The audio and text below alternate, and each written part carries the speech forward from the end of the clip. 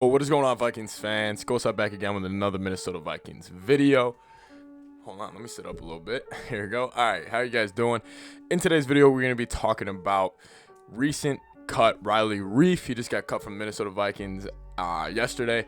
Vikings are saving $11.75 million on the cap next year. I think this is a pretty interesting move. I think people got both sides. I think people think it's a good move. Some people think it's a bad. I'm kind of down the middle. I kind of got to see what they're going to do with this extra cap space, because Reiff was coming off a really good year, and he's a first-round talent, and he's a veteran. He's kind of what we need, but I can also see the other side of this. But anyways, Vikings cut Riley Reiff. If you guys are new here, subscribe to the channel. We do Minnesota Vikings takes. Anyways, let's get right into this.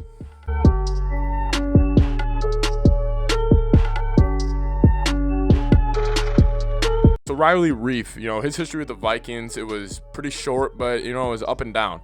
2 years ago in the 2019-2020 season, he really struggled. I mean, there was a point where, I was looking at Reiff and I was like, God, how much money is he making every single time? Like, that would just pop in my head. Like, there was a point I thought Reiff was the most overpaid Viking, like over Kirk Cousins, over Anthony Barr.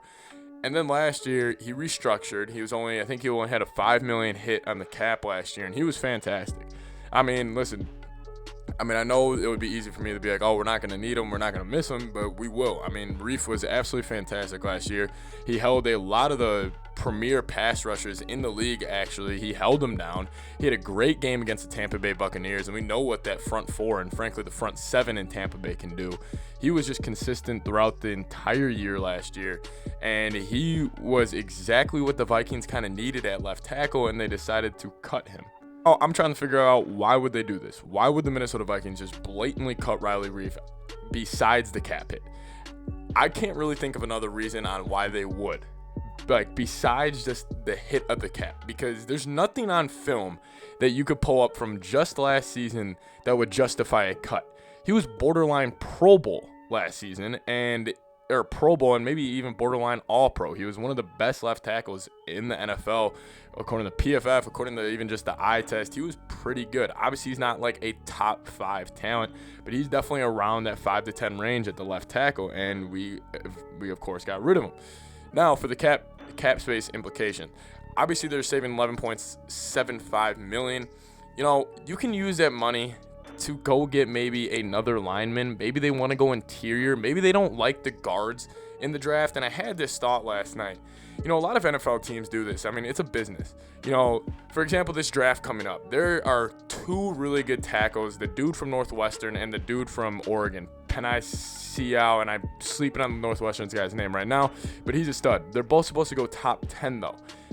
Some mocks have them falling into the teens, but I really doubt that, unless it's a quarterback frenzy in the first top 10 picks. Maybe that's what the Vikings are expecting.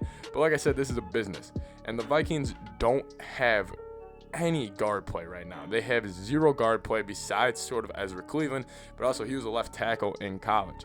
There's a lot of more options for left tackles for the Vikings than there is for guards. So if you could cut a left tackle and free up more money to go get maybe a Joe Thuney, and then you have an opportunity.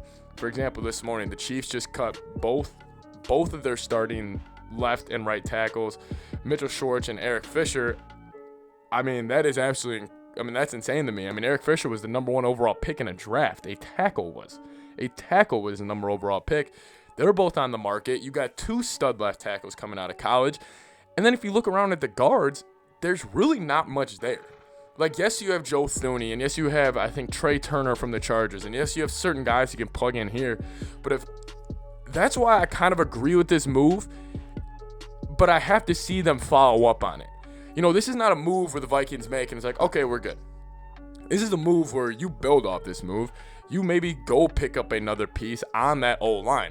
Because, listen, if the Vikings... Okay, so right now, the 5 offensive linemen, I would assume... I don't know who the left tackle would be, but, right now, it'd probably be Dozier. It would probably be Bradbury, Ezra, and Brian O'Neill. And I would be against moving Brian O'Neill to the left side. However, if you would just maybe, let's just say you strike out on tackles in the draft, tackles in free agency, and you move Ezra Cleveland back to left tackle, I would be opposed against that too, because he spent his whole rookie year and he's probably spending his whole offseason kind of trying to transition to be the guard. And he's never really had that. And I kind of want to see that development. And then if you could go add a Joe Thuney at guard, and then there you go. You can draft a left tackle in the draft, and you are looking at a pretty damn good offensive line. Then you can address the D-line and later on in the rounds, because that is, listen, you have a defensive head coach. He should be able to do a lot more with little than your offense can, if that makes sense. And when you have a defensive head coach, I'm always into putting a lot of more value and a lot of more assets into the offense, since the head coach is not fully involved with that. He's more of a defensive guy, and I think Zimmer would like to play around. And we have another stud coming back in Danielle Hunter and Michael Pierce. Obviously, you got guys like DJ Wonnum and James Lynch developing in the offseason. I think this is an interesting move. Did I expect this coming? Kind of. I honestly thought Reiff would be our left tackle next year. If I'm going to be frank, like blatantly honest, like I said they should cut him. I came out and I've said this multiple times. You should cut Rudolph, cut Reiff, cut Anthony Harris. Well, 2 of them are cut. So go finish that. Cut Anthony Harris. Get these guys out of here. Get these incredible cap hits, and maybe even cut Anthony Barr. That's another cut I think that you guys could be seeing next. The cap is now at $182.5 million, and that's what it's going to stay at for the entire season. However, I do expect the cap to go up.